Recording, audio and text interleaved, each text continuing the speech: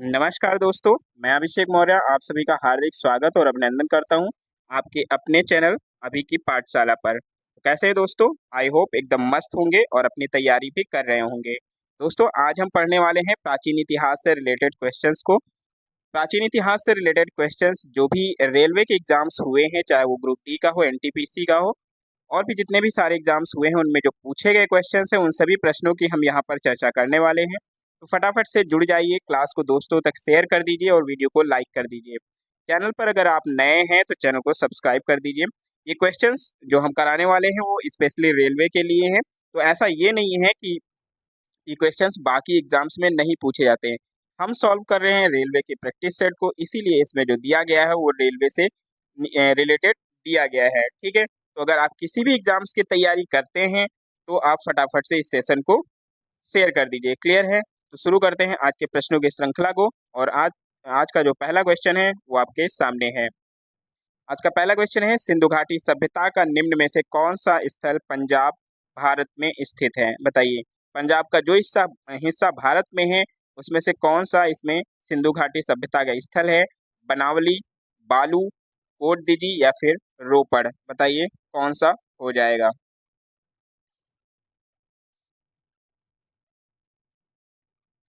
तो अगर सिंधु घाटी सभ्यता की बात करें तो सिंधु घाटी सभ्यता के जो प्रमुख स्थल हैं, गुजरात हो गया, गुजरात का लोथल हो गया, बाबरकोट, धौलावीरा, सुरकोटदा, रंगपुर। और हरियाणा में देखें तो हरियाणा में कौन कौन से? हरियाणा में बनावली होता है, बालू होता है, भिराना होता है, राखीगढ़ी होता है। उत्तर प्रदेश में अगर देखें सिंधु घाटी सभ्यता से जो संबंधित क्षेत्र है वो आलमगीरपुर है, मंडी है, सनौली है। और राजस्थान की बात करें तो राजस्थान में कर्णपुरा, कालीबंगा, बरोर। और महाराष्ट्र में देखें तो महाराष्ट्र में क्या है? दैमाबाद है।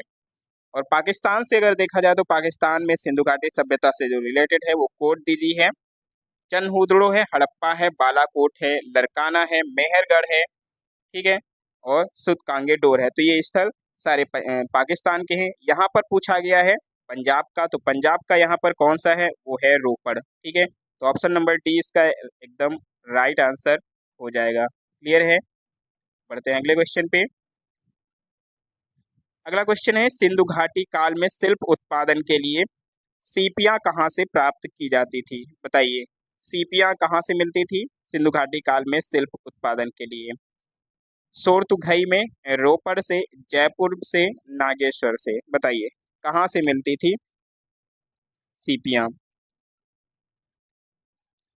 हड़प्पावासी जो थे वो विभिन्न तरीकों से शिल्प उत्पादन के लिए सामग्री प्राप्त करते थे। ठीक है, और उन्होंने जो कुछ क्षेत्र डिसाइड किए थे उनकी बस्तियों में स्थापित गोले वहां पर उपलब्ध थे। ऐसे स्थल दूर अफगानिस्तान, सुरतगोई थी। ठीक है, जो सबसे अच्छे स्रोत लैपिस लाजुली के पास थी। ठीक, यहाँ पर जो आंसर हो जाएगा हमारा वो क्या हो जाएगा? वो हो जाएगा नागेश्वर, जो कि सीपियों के लिए था। ठीक है, क्या हो जाएगा? नागेश्वर इसका सही आंसर हो जाएगा। तो ऑप्शन नंबर डी इसका एकदम राइट आंसर है। अगले क्वेश्चन पे बढ़ते हैं। अगला क्वेश्चन है, अधिकांश मानक हड़प्पाई मोहरें गैस से बनी थी, एक प्रकार का नरम पत्थर जो 2x2 आयाम के साथ आकार में चौकोर था और जिसका उपयोग व्यवसायिक उद्देश्यों के लिए किया जाता था। वो कौन से मोहरें थी? सेलखड़ी, गोल्डन रूटाइल, रोडोनाइट या सेलेनाइट से बनी थी? बताइए किससे बनी थी वो मोहरें?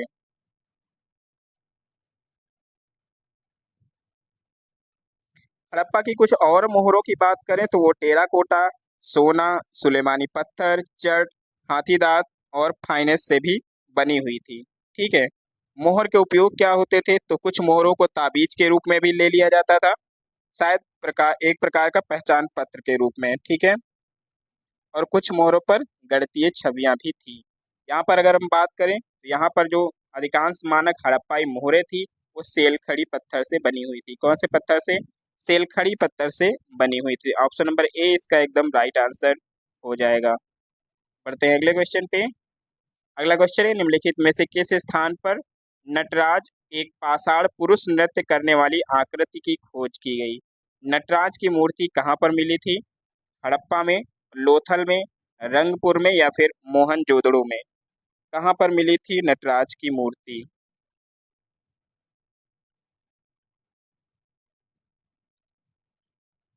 ये कहाँ पर मिली थी? ये मिली थी हड़प्पा में। ठीक है, कहाँ पर मिली? हड़प्पा में नटराज की मूर्ति मिली थी। हड़प्पा की पहली जो व्यापक खुदाई थी वो दयाराम साहनी द्वारा किया गया था। कब किया गया था? 1920 से 21 में ये शुरू किया गया था। तो ऑप्शन नंबर ए इसका एकदम राइट आंसर हो जाएगा। अगला क्वेश्चन है, निम्नलिखित में से कौन सा स्थल सिंधु घाटी सभ्यता का हिस्सा नहीं है? सिंधु घाटी सभ्यता का हिस्सा इनमें से कौन सा नहीं है? हड़प्पा, उरूक, लोथल या फिर मोहनजोदड़ो। बताइए सही जवाब क्या हो जाएगा। आसान क्वेश्चन हो जाएगा आपके लिए। तो अगर इसमें बात करें हम इसकी, हड़प्पा की, लोथल की, मोहनजोदड़ो की, तो ये तीनों जो सभ्यताएं हैं वो सिंधु घाटी सभ्यता से रिलेटेड हैं। उरूक की बात करें तो उरूक मेसोपोटामिया सभ्यता से रिलेटेड हैं। ठीक है, तो ऑप्शन नंबर बी इसका एकदम सही हो जाएगा। उरूक जो है वो इराक में स्थित एक प्राचीन मेसोपोटामिया स्थल है। क्लियर है? बढ़ते हैं अगले क्वेश्चन पे।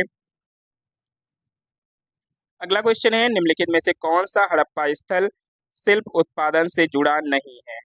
बताइए कौन शिल्प उत्पादन से जुड़ा नहीं है यहाँ पर? चनहूदड़ो, बालाकोट, नागेश्वर, मांडा। बताइए सही जवाब क्या होगा।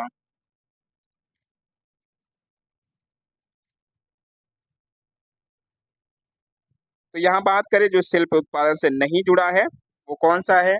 वो है जम्मू कश्मीर में स्थित मांडा। ठीक है, जम्मू कश्मीर में स्थित मांडा शिल्प उत्पादन से जुड़ा नहीं है। क्लियर है? अगर यहाँ मांडा की बात करें तो जेपी जोशी द्वारा उत्खनन कार्य करवाया गया था। चनहूदड़ो की बात करें तो चनहूदड़ो कहाँ है? ये सिंध पाकिस्तान में है। ठीक है, पढ़ते हैं अगले क्वेश्चन पे। अगला क्वेश्चन है, 1944 में किसने भारतीय पुरातत्व सर्वेक्षण के महानिदेशक के रूप में पदभार ग्रहण किया और हड़प्पा की खुदाई का कार्य किया? आर.ई.एम. व्हीलर ने, राखालदास बनर्जी, जॉन मार्शल या फिर दयाराम साहनी। बताइए किसने हड़प्पा की खुदाई का कार्य किया था?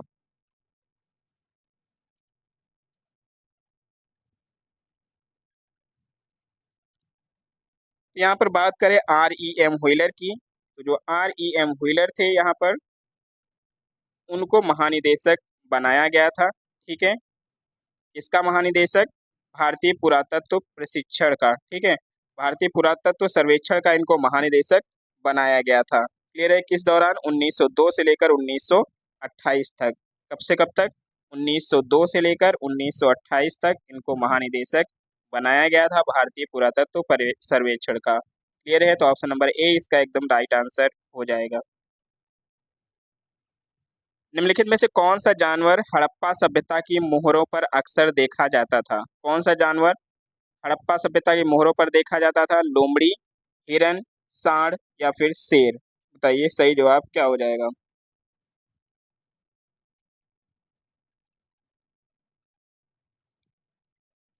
इसका सही जवाब हो जाएगा सांड। ठीक है, क्या सही जवाब हो जाएगा? सांड की जो मूर्तियां थी, ठीक है, या फिर चित्र था, वो सिंधु घाटी जो सभ्यता थी हड़प्पा वहां पर मिलता था। क्लियर है? तो ऑप्शन नंबर सी एकदम इसका राइट आंसर हो जाएगा। अगला क्वेश्चन है, हड़प्पा सभ्यता से कौन सा शहर लगभग विशेष रूप से शिल्प उत्पादन के लिए समर्पित था, जिसमें मनका बनाना, खोल काटना, धातु का काम करना, मोहर बनाना, वजन बढ़ाना आदि शामिल था? तो ये कौन सा स्थल था? हड़प्पा, मोहनजोदड़ो, नागेश्वर या फिर चनहूदड़ो। सही जवाब क्या होगा बताइए।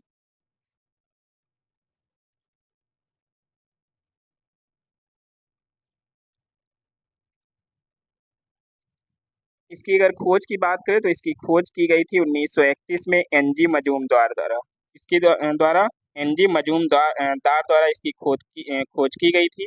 और ये किसकी बात कर रहा है? ये बात कर रहा है चनहूदड़ो की। ठीक है, चनहूदड़ो की बात यहाँ पर हो रही है। ऑप्शन नंबर डी इसका एकदम राइट आंसर हो जाएगा।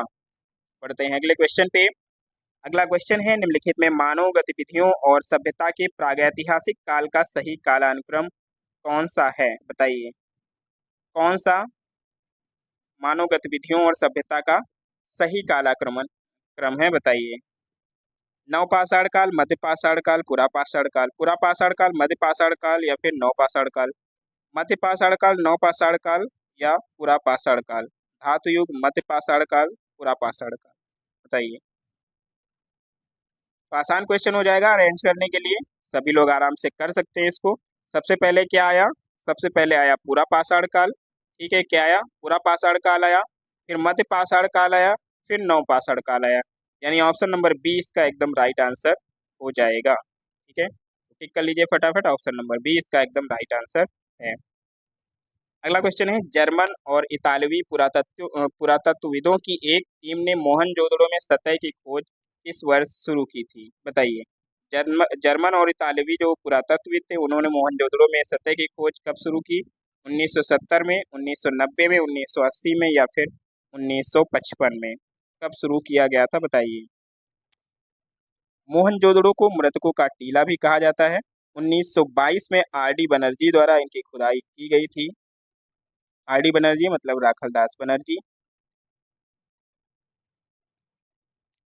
और ये किस वर्ष अगर इसमें देखा जाए तो जर्मन और इतालवी जो पुरातत्वविद थे उन्होंने कब खुदाई शुरू की? तो ये 1980 में किया था। ठीक है, कब किया था? 1980 में इसकी खुदाई करना शुरू किया था। तो ऑप्शन नंबर सी इसका एकदम राइट आंसर हो जाएगा।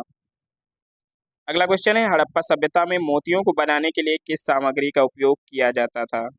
बताइए। हड़प्पा सभ्यता में जो मोती बनती थी वो किससे बनती थी? अगर ऑप्शंस की बात करें इसमें तो ऑप्शन अगर हम दें इसमें तो ऑप्शन एक हो जाएगा लकड़ी। ठीक है, लकड़ी से। दूसरे की बात करें तो प्लास्टिक से। किससे? प्लास्टिक से।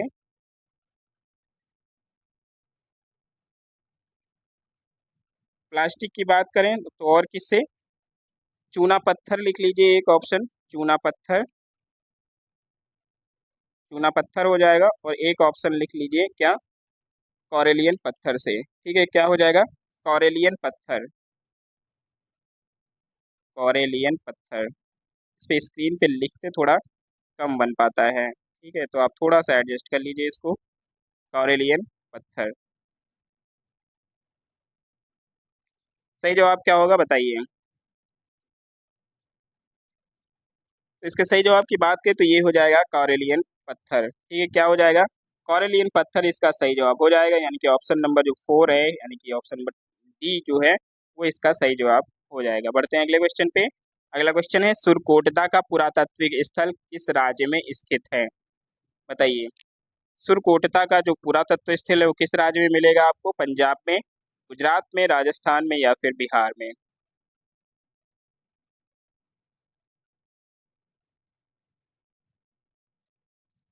तो सुरकोटदा आपको कहाँ पर मिलेगा? ये मिलेगा आपको गुजरात में। कहाँ पर मिल जाएगा?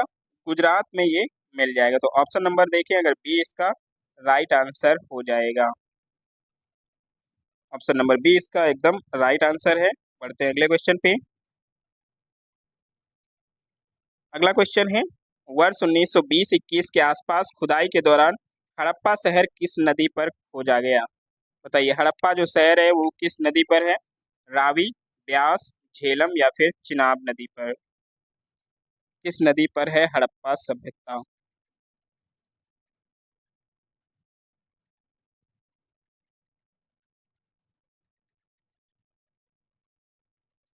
ये कौन सी नदी की बात हो रही है यहाँ पर? जो नदी होगी वो कौन सी होगी? रावी नदी। ठीक है, जो रावी नदी है उस पर हड़प्पा शहर की खुदाई हुई थी।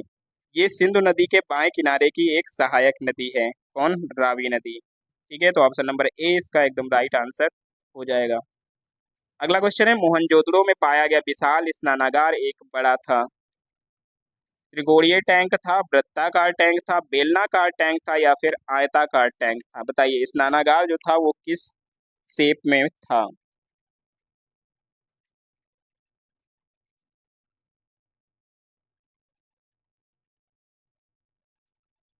तो ये किस आकार में था? ये था आयताकार आकार में। किसमें था? आयताकार टैंक था जो मिला था मोहनजोदड़ो में। क्लियर है, तो ऑप्शन नंबर डी इसका एकदम राइट आंसर हो जाएगा। बढ़ते हैं अगले क्वेश्चन पे। अगला क्वेश्चन, निम्नलिखित में से किस धातु का सर्वप्रथम प्रयोग मनुष्य ने किया था? बताइए। किस धातु का सर्वप्रथम प्रयोग मनुष्य ने किया था? इसमें ऑप्शन की जरूरत पड़ेगी क्या आपको? चलिए ऑप्शन दे देते हैं। ठीक है, तो पहला जो आपका ऑप्शन है वो हो जाएगा सोना। सोने को क्या क्या बोलते हैं? एयू बोलते हैं। ठीक है, दूसरा ऑप्शन क्या है? मैग्नीशियम। मैग्नीशियम को क्या बोलते हैं? एमजी बोलते हैं। तीसरा जो ऑप्शन है आपका वो कौन सा है? वो है चांदी। चांदी को क्या बोलते हैं? एजी बोलते हैं। ठीक है, एजी बोलते हैं। और तांबा, तांबा अगला ऑप्शन आपका तांबे का हो जाएगा, जिसको क्या बोलते हैं? सीयू बोलते हैं, कॉपर। सही जवाब क्या हो जाएगा बताइए?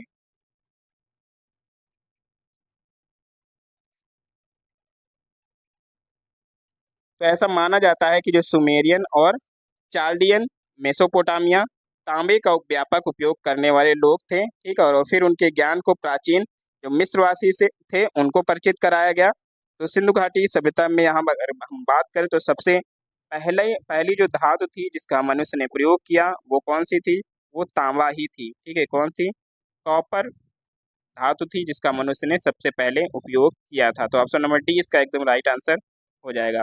अगला क्वेश्चन है, निम्नलिखित में से सिंधु सभ्यता के किस स्थल से जलाशयों के प्रमाण मिले हैं? बताइए, जलाशयों के प्रमाण इनमें से किससे मिले हैं? लोथल से, कोट दीजी से, धौलावीरा से, या फिर कालीबंगा से? कहाँ से मिले हैं बताइए?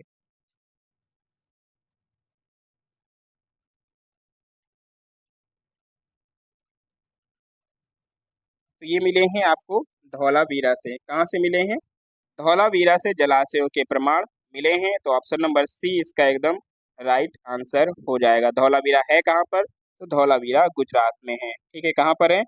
गुजरात में है। बढ़ते हैं अगले क्वेश्चन पे। अगला क्वेश्चन है, सिंधु घाटी सभ्यता के लोग डैश की पूजा करते थे? किसकी पूजा करते थे सिंधु घाटी के लोग?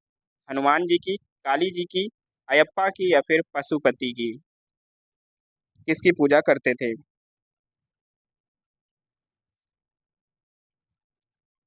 तो सिंधु घाटी सभ्यता के लोग पूजा करते थे पशुपति देवता की। ठीक है, किसकी करते थे? पशुपति देवता, जिन्हें आद्य शिव बोला जाता है। ठीक है, उनकी मोहरों पर तीन चेहरों, दो सींगों के साथ योग मुद्रा में बैठे हुए इनको दर्शाया गया है, जो चार जानवरों हाथी, बाघ, गैंडा और भैंस से घिरा हुआ है। और उसके पैरों पर दो हिरण भी दिखाई देते हैं। ठीक, तो यहाँ पर जो आंसर है वो हो जाएगा पशुपति। उपनिषद शब्द में उप शब्द क्या दर्शाता है बताइए? उप का मतलब क्या होता है उपनिषद में? निकटता होता है, समग्रता होता है, गुप्तता होता है, या फिर खुशी होती है? क्या मतलब होता है उप शब्द का? उपनिषद के अर्थ की अगर बात करें तो उपनिषद का अर्थ होता है सीखना। क्या होता है? सीखना होता है। और इसे वेदांत के नाम से भी जाना जाता है। और उपनिषद में जो उप शब्द होता है उसके मतलब की बात करें तो उसका मतलब होता है निकटता। ठीक है, क्या होता है? निकटता होता है उसका मतलब। आसपास को दर्शाता है, यानी कि आसपास के क्षेत्र को दर्शाता है। अगला क्वेश्चन है, ऐत्रेय उपनिषद डैश के ऐत्रेय आरण्यक के दूसरी पुस्तक के चौथे, पांचवें और छठे अध्याय से संबंधित है। इसे सबसे पुराना उपनिषद माना जाता है। तो आपको बताना है कि जो ऐत्रेय उपनिषद है वो किससे संबंधित है? अर्थवेद से, अथर्ववेद से मतलब सामवेद से, ऋग्वेद से, या फिर यजुर्वेद से? बताइए किससे संबंधित है ऐत्रेय उपनिषद?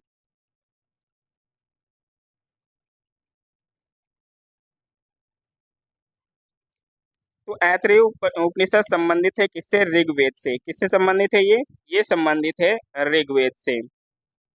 ऑप्शन नंबर सी इसका एकदम राइट आंसर हो जाएगा। ऐत्रेय उपनिषद तीन दार्शनिक विषयों पर चर्चा करता है। पहला, कि संसार और मनुष्य की जो रचना है उससे। दूसरा, यह सिद्धांत की आत्मा तीन बार जन्म लेती है। तीसरा सिद्धांत है कि वो चेतना आत्मा का सार है। ठीक है, आत्मा का सार है चेतना। बढ़ते हैं अगले क्वेश्चन पे। अगला क्वेश्चन है, निम्नलिखित में से कौन सा शास्त्र वैदिक साहित्य का हिस्सा नहीं है? कौन सा शास्त्र वैदिक साहित्य का हिस्सा नहीं है? उपनिषद, आरण्यक, पिटक, या फिर ब्राह्मण? बताइए सही जवाब क्या हो जाएगा?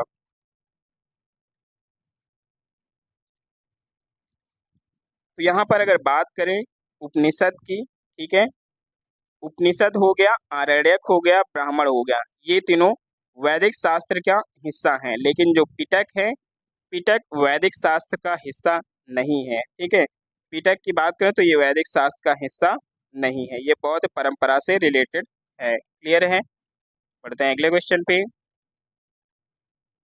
अगला क्वेश्चन है, ऋग्वेद चार वेदों में से पवित्रतम वेद है। ठीक है, जिसमें 10,600 ऋचाओं के साथ कितने सूक्तों के 10 अध्याय जिन्हें मंडल कहा जाता है शामिल है?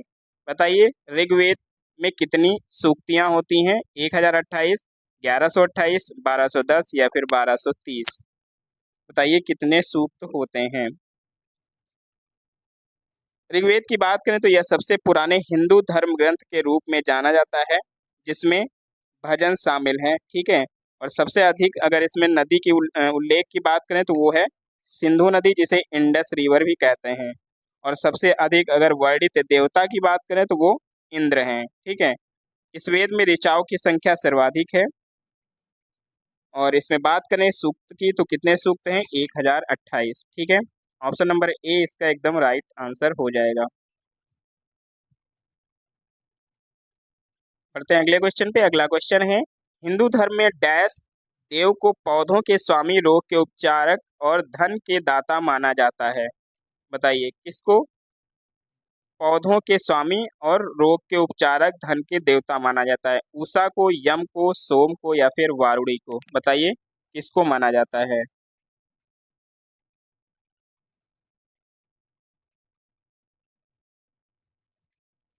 तो किसको माना जाता है? ये माना जाता है सोम देवता को, ठीक है। किसको माना जाता है? सोम देवता को माना जाता है। सोम देवता कौन होते हैं? तो ये चंद्रमा चंद्रमा होते हैं, ठीक है। तो चंद्रमा के जो हिंदू देवता हैं ये, और रात, पौधों और वनस्पतियों से ये जुड़े हुए हैं। क्लियर है? तो ऑप्शन नंबर सी इसका एकदम राइट आंसर हो जाएगा। अगला क्वेश्चन है, हिंदू धर्म में निम्नलिखित में से किस देवता को सृजनकर्ता माना जाता है? बताइए किसने सृष्टि की रचना की है? तो ये तो एकदम जनरल सा क्वेश्चन हो गया, ठीक है, जो बच्चे बच्चे को भी पता होगा। ये कौन सा आंसर हो जाएगा इसका? सृजनकर्ता कौन है? तो सृजनकर्ता है विष्णु जी, ठीक है। कौन, सॉरी, ब्रह्मा जी। कौन है? सृजनकर्ता है ब्रह्मा जी। और संरक्षणकर्ता कौन है? संरक्षणकर्ता है विष्णु जी, ठीक है। और शंकर जी क्या करते हैं? तो वो हैं संहारक, ठीक है। जो संहारक हैं वो महेश हैं, शिव जी। सृष्टि जो रचना करते हैं वो ब्रह्मा जी हैं। और जो संरक्षण करते हैं हमारा वो है विष्णु जी। तो तीनों को याद रखिएगा। बढ़ते हैं अगले क्वेश्चन पे। अगला क्वेश्चन है, प्रारंभिक हिंदू दर्शन में जीवन के कितने चरण निर्धारित किए गए हैं? बताइए प्रारंभिक जो हिंदू दर्शन है उसमें जीवन के कितने चरण निर्धारित किए गए हैं? बताइए, 4, 3, 5 या फिर 2 चरण? कितने चरण बताए गए हैं? तो प्रारंभिक हिंदू दर्शन में चरणों की बात करें तो वो 4 चरण दर्शाए गए हैं। कितने चरण? 4 चरण इसमें दर्शाए गए हैं। कौन कौन से चरण होते हैं आइए देख लेते हैं। इन चरणों को आश्रम के रूप में जाना जाता है, ठीक है। पहले चरण की बात करें तो वो होता है ब्रह्मचर्य, ठीक है, यानी कि छात्र चरण। दूसरा चरण कौन सा होता है? गृहस्थ होता है, ठीक है, गृहस्थ चरण होता है। तीसरा चरण होता है वानप्रस्थ, ठीक है, जब व्यक्ति अपने परिवार के प्रति अपने दायित्वों को पूरा करता है। और चौथे चरण में संन्यास लेता है, ठीक है। चौथा चरण कौन सा होता है? संन्यास का होता है, जिसमें त्याग, लक्ष्य, जन्म और पुनर्जन्म के चक्र से वो मुक्ति प्राप्त करता है। तो ये 4 चरण होते हैं, इनको याद रखिएगा। अगला क्वेश्चन है, ऋग्वेद के स्रोतों को डैश के रूप में भी जाना जाता है? बताइए ऋग्वेद के स्रोतों को किस नाम से भी जाना जाता है? सूक्त के नाम से, ज्ञान के नाम से, रुद्र के, या फिर कर्म कांडों के नाम से? किस नाम से जाना जाता है? तो ऋग्वेद के जो स्रोत हैं उनको जानते हैं सूक्त के नाम से। किसके नाम से? सूक्त के नाम से इनको जाना जाता है। तो ऑप्शन नंबर ए इसका सही अर्थ हो जाएगा। सूक्त का मतलब होता है मंत्रों का समूह। क्या होता है? मंत्रों का समूह इसका मतलब होता है। अगला क्वेश्चन है, हिंदू धर्म के अनुसार किस देवी या फिर देवता को जगत का पालक और संरक्षक माना जाता है? तो ये क्वेश्चन पहले ही हम कर चुके हैं। ये कौन देवता हैं जो संरक्षण करते हैं हमारा और जगत का पालन करते हैं? वो हैं भगवान विष्णु। कौन है? भगवान विष्णु जी हैं। तो ये क्वेश्चन भी एग्जाम में आते हैं। बढ़ते हैं अगले क्वेश्चन पे।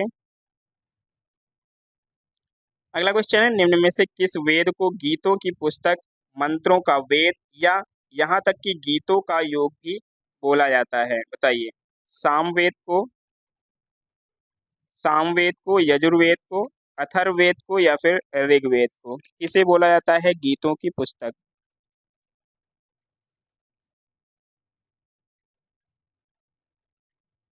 तो ये बोला जाता है सामवेद को। ठीक है, किसको बोला जाता है? सामवेद को बोला जाता है गीतों की पुस्तक या फिर मंत्रों का वेद। ऑप्शन नंबर ए इसका एकदम राइट आंसर हो जाएगा। बढ़ते हैं अगले क्वेश्चन पर। अगला क्वेश्चन है यजुर्वेद की कितनी शाखाएं हैं? यजुर्वेद की कितनी शाखाएं होती हैं? पांच, दो, चार या फिर तीन शाखाएं? कितनी शाखाएं हैं यजुर्वेद की?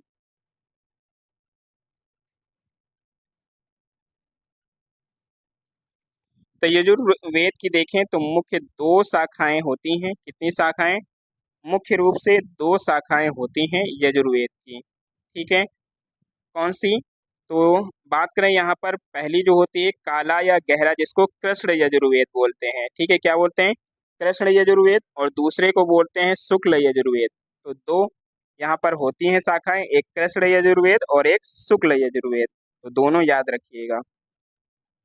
अगला क्वेश्चन है इनमें से कौन से वैदिक देवता पृथ्वी स्थान यानी कि स्थल के देवता हैं?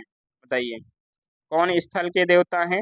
विष्णु, बृहस्पति, वरुण और इंद्र।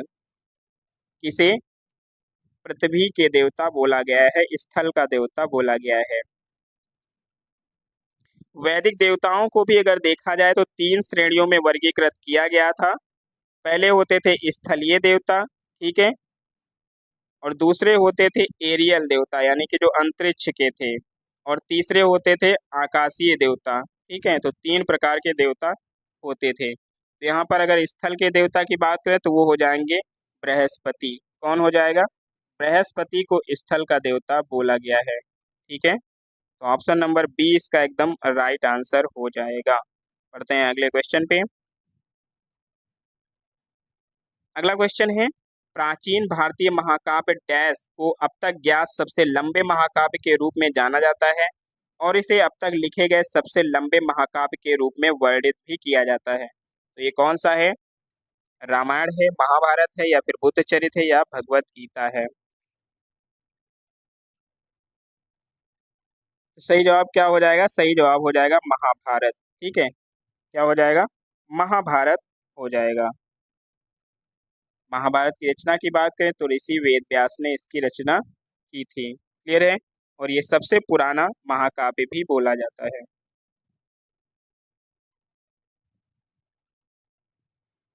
सबसे पुराने महाकाव्य की बात करें तो सबसे पुराना जो महाकाव्य है वो रामायण को बोला जाता है। ठीक है, थोड़ा करेक्ट कर लीजिएगा, सबसे जो पुराना महाकाव्य है वो रामायण है। अगला क्वेश्चन है वैदिक ग्रंथों के अनुसार संघित्री का क्या कार्य था? संग्रहित्री क्या करता था? चारण, कोषाध्यक्ष था या कर संग्राहक था या फिर सारथी था? क्या कार्य होता था संघित्री का?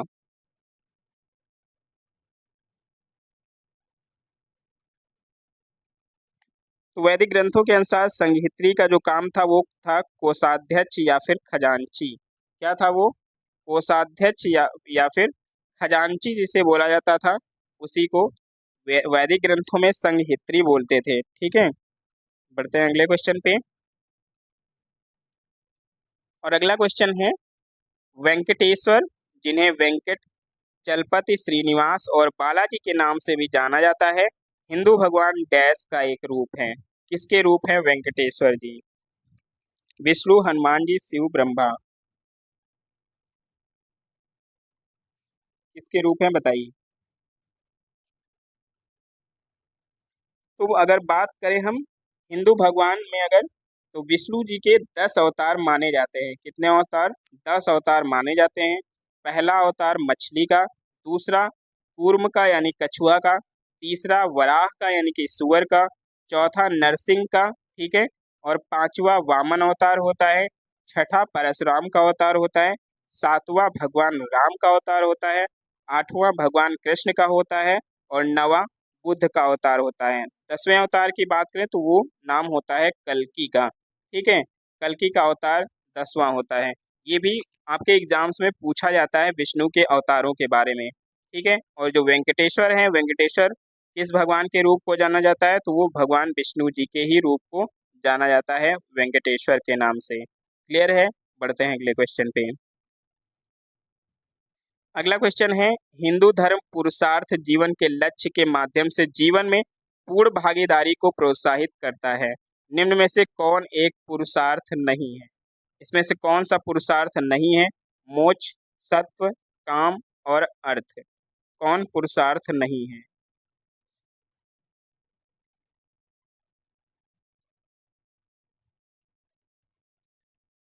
तो मानव जीवन के चार पुरुषार्थ माने गए हैं। ठीक है, कितने पुरुषार्थ? चार पुरुषार्थ माने गए हैं। पहला अर्थ यानी कि आर्थिक मूल्य, दूसरा काम होता है, तीसरा धर्म और चौथा मोक्ष। यही चार पुरुषार्थ होते हैं। कौन? अर्थ, काम, धर्म और मोक्ष। सत्व की बात करें तो सत्व यहाँ पर पुरुषार्थ नहीं होता है। ठीक है, तो ऑप्शन नंबर बी इसका एकदम राइट आंसर हो जाएगा, सत्व। क्लियर है? बढ़ते हैं अगले क्वेश्चन पे। अगला क्वेश्चन है, बृहदारण्यक, मुंडक और तैत्तिरीय निम्नलिखित में से किस श्रेणी के धार्मिक ग्रंथों के उदाहरण हैं? बताइए। बृहदारण्यक, मुंडक और तैत्तिरीय किस श्रेणी के धार्मिक ग्रंथ हैं? उपनिषद, जातक कथाएं हैं, पुराण या फिर महाकाव्य हैं? बताइए।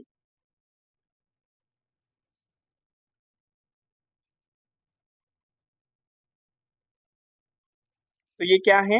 बृहदारण्यक, मुंडक और तैत्तिरीय जो हैं ये सब क्या हैं? ये सभी उपनिषद हैं। क्या हैं? उपनिषद हैं। क्लियर है? तो ऑप्शन नंबर ए इसका एकदम राइट आंसर हो जाएगा।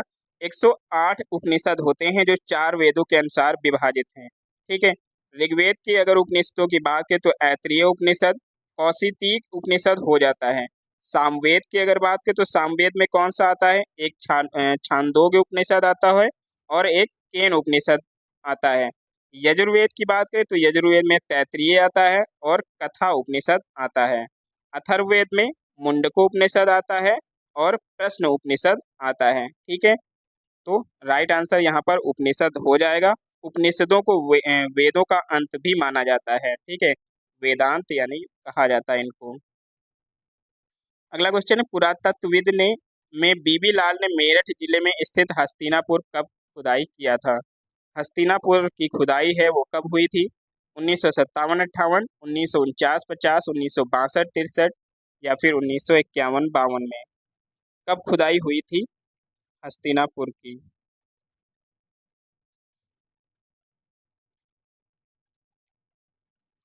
बीबी लाल ने एएसआई परियोजना द्वारा वित्त पोषित रामायण स्थलों का पुरातत्व पर काम किया था, जिसने 5 स्थलों अयोध्या, भरद्वाज आश्रम, नंदीग्राम, चित्रकूट और श्रृंगेरपुर की खुदाई किया था। ठीक है, हस्तिनापुर का वर्णन हिंदू ग्रंथों में अगर देखा जाए तो महाभारत और पुराणों में कुरु साम्राज्य की राजधानी के रूप में किया गया है। क्लियर है?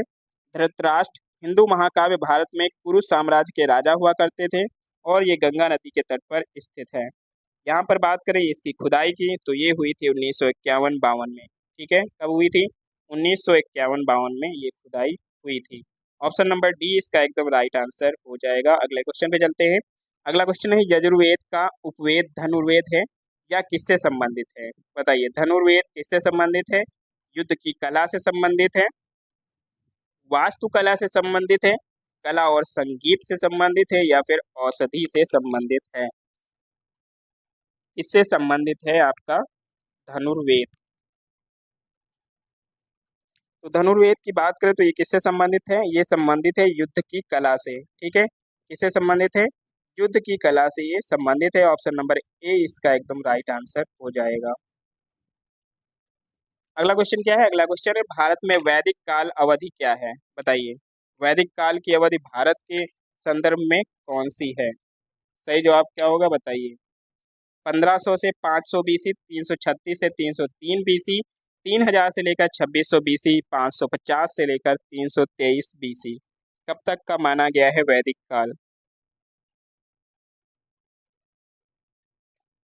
तो भारत में वैदिक काल की अवधि की बात करें तो ये 1500 से लेकर 500 ईसा पूर्व माना गया है। ठीक है, कब से कब तक? 1500 से लेकर 500 ईसा पूर्व तक माना गया है। तो ऑप्शन नंबर ए इसका एकदम राइट आंसर हो जाएगा। क्लियर है? वैदिक काल भारत के उत्तर पश्चिम में आर्यों के प्रवास के शुरुआती दिनों के दौरान हुआ था। बुद्ध युग तक जारी रहा है ये। ठीक है, तो ऑप्शन नंबर ए इसका एकदम राइट आंसर हो जाएगा। अगला क्वेश्चन क्या है? अगला क्वेश्चन है, वेदों के निम्नलिखित अंगों में कौन सा जटिल शब्दों के स्पष्टीकरण और अर्थ के लिए जाना जाता है? बताइए, जटिल शब्दों के स्पष्टीकरण और अर्थ के लिए कौन जाना जाता है? छंद, कल्प, व्याकरण या फिर निरुक्त? बताइए सही जवाब क्या हो जाएगा? वेदांगों का अगर शाब्दिक अर्थ की बात करें तो वेदांगों का शाब्दिक अर्थ होता है वेदों का अंग। ठीक है, क्या होता है? वेदों का अंग होता है। और यहाँ पर आंसर की बात करें तो आंसर यहाँ पर क्या हो जाएगा? आंसर हो जाएगा निरुक्त। ठीक है, क्या हो जाएगा? आंसर हो जाएगा इसका निरुक्त।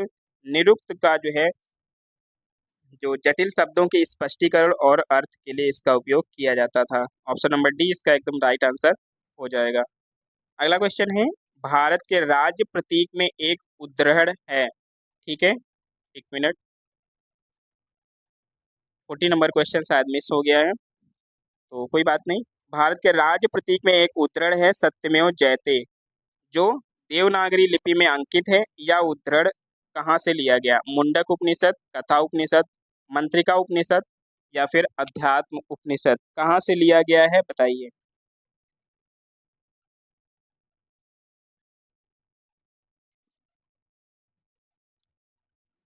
तो उपनिषद की ये बात करें तो ये किससे लिया गया है? ये लिया गया है मुंडको उपनिषद से। किससे लिया गया?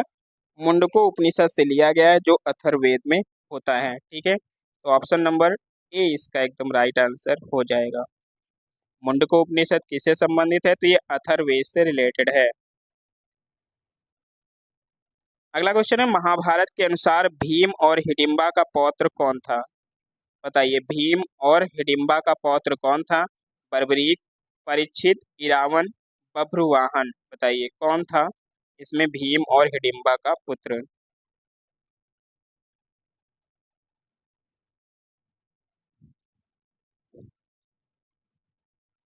तो भीम और हिडिंबा के पौत्र की बात करें, अगर इसमें पोते की बात करें तो वो थे बर्बरीक। कौन थे? बर्बरीक थे। ठीक है, ऑप्शन नंबर ए इसका राइट आंसर हो जाएगा। बर्बरीक की बात करें तो तीन बाण धारक के रूप में इनको जाना जाता है। ठीक है, और बर्बरीक जो है, अगर देखा जाए तो घटोत्कच के पिता थे। यानी बर्बरीक के जो है किसके पिता थे? घटोत्कच के पिता थे। घटोत्कच कौन था? घटोत घटोत्कच बर्बरीक के पिता थे, सॉरी उल्टा बोल गए। घटोत्कच जो थे वो बर्बरीक के पिता थे। और घटोत्कच कौन था? घटोत्कच थे भीम और हिडिंबा के पुत्र। ठीक है, तो घटोत्कच थे भीम और हिडिंबा के पुत्र, और घटोत्कच के पुत्र थे बर्बरीक। पढ़ते हैं अगले क्वेश्चन पे। अगला क्वेश्चन है, महाभारत का मूल नाम क्या है? बताइए, महाभारत का मूल नाम क्या है? जय संहिता, शिव संहिता, भृगु संहिता या सुश्रुत संहिता? तो आसान क्वेश्चन है, तो जय संहिता इसका मूल नाम होता है। ठीक है, इसका फारसी में अनुवाद भी किया गया है, जिसे रज्मनामा भी बोला जाता है। क्या बोला जाता है? रज्मनामा भी बोला जाता है इसको फारसी में। ऑप्शन नंबर ए इसका एकदम राइट आंसर हो जाएगा। अगला क्वेश्चन है, कठोपनिषद में नचिकेता नामक एक किशोर और देवता के बीच हुई बातचीत दर्ज है। निम्नलिखित में से कौन से देवता नचिकेता से बात कर रहे हैं? भगवान यम, भगवान इंद्र, भगवान कार्तिकेय या भगवान शिव?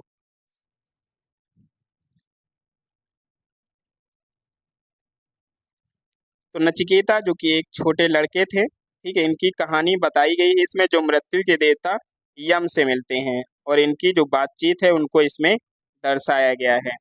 ठीक है, तो ऑप्शन नंबर ए इसका एकदम राइट आंसर हो जाएगा, भगवान यम। क्लियर है?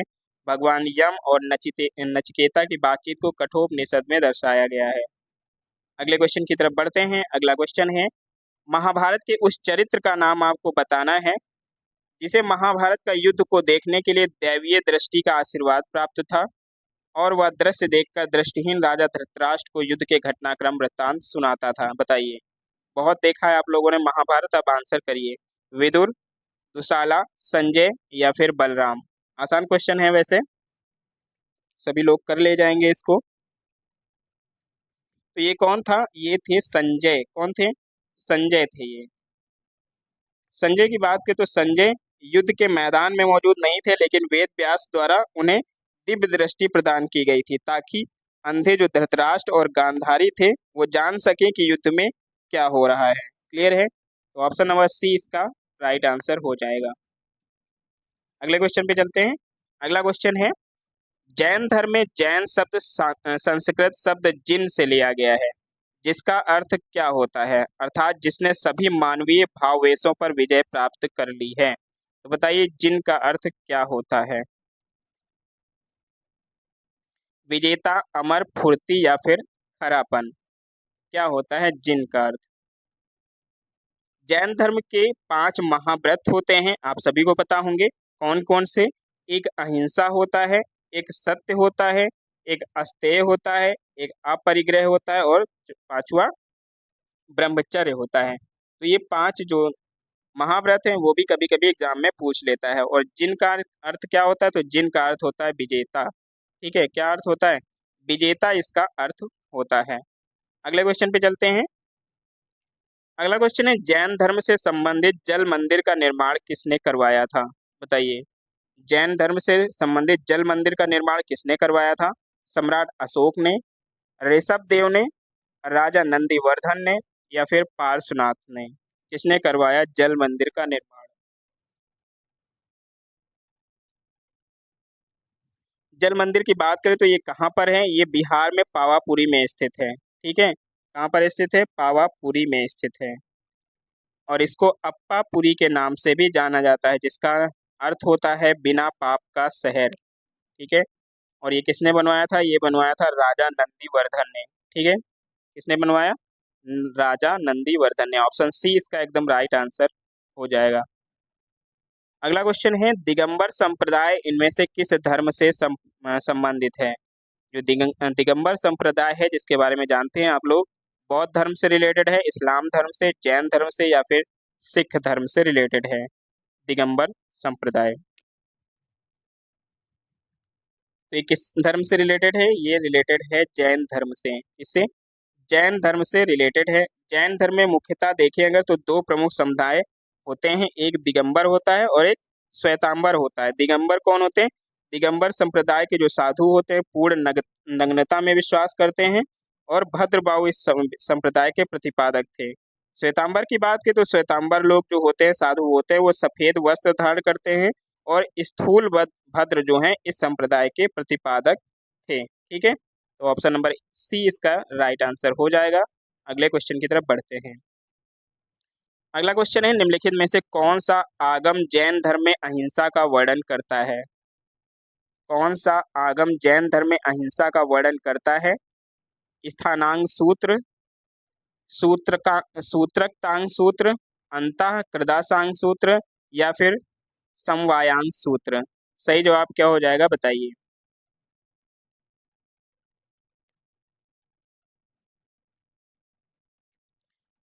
तो जो आगम जैन धर्म में अहिंसा का वर्णन करता है उसका जो सही वर्णन है वो किसमें है? सूत्र कृतांग सूत्र में। ठीक है, इसमें सूत्र कृतांग सूत्र में इसका वर्णन किया गया है। तो ऑप्शन नंबर बी इसका एकदम राइट आंसर हो जाएगा, इसे याद रखिएगा। अगले क्वेश्चन पे चलते हैं। अगला क्वेश्चन है, वर्धमान महावीर जैन धर्म के तीर्थंकर थे। कौन से नंबर के तीर्थंकर थे आपको ये बताना है? 20वें, दूसरे, 24वें या फिर 5वें? सही जवाब क्या होगा बताइए?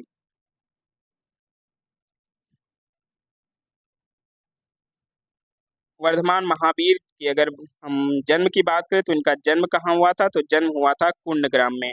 कहाँ पर हुआ था? कुंडग्राम वैशाली में इनका जन्म हुआ था। क्लियर है, और ये 24वें तीर्थंकर थे। कौन से?